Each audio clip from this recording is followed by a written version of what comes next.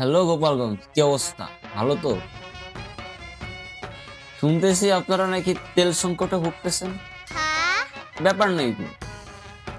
দেখেন ভাই, গাড়ি দিয়ে তেল দিয়ে চালাইতে হবে এমন কোনো কথা নেই। এই আজকে সকালে ঘটনায় বলি কি হয়েছে। আজ থেকে 5 দিন আগে আমি গাড়ি নিয়ে প্রচুর পরিমাণে ঘুরতেছি এলাকার ভিতর দিয়ে। আর এলাকার যে ভাই ব্রাদার বন্ধু বান্ধব আছে, ওদেরও গাড়ি আছে, ওরা ঘুরতে পারতেছিল না তেলের কারণে। তো বিষয়টা হয়েছে কি, আমি 4 দিন ধরে গাড়ি বের করতে পারতেছি না, ইয়েস। একটু পার্সোনাল সমস্যার কারণে। ভাইরে ভাই, কালকে রাত বেলা বৃষ্টি নামছে, আজকে সকালবেলা বৃষ্টি নামছে। তো আমি চিন্তা করলাম কি একটু এলাকা পরিদর্শনে যাই।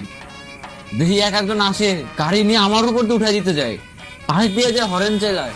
মানে বুঝি না ভাই, তেল নাই বলে তোর এইগুলা করবি?